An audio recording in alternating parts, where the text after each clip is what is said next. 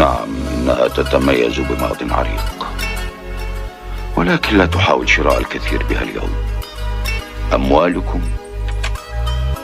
تماما كأمجادكم ليست خالدة، ولكني أحترم ماضيكم وعليكم احترام ماضينا.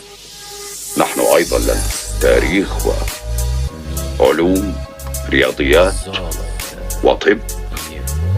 في قرون ظلامكم قدنا العالم في المعارف. كم يوما ستحتاج لترتيب استسلام رجالك؟ نحن لن نستسلم، ننتصر أو نموت، ولا تظن أنها النهاية. سيكون عليكم أن تحاربوا الجيل القادم والأجيال التي تليه.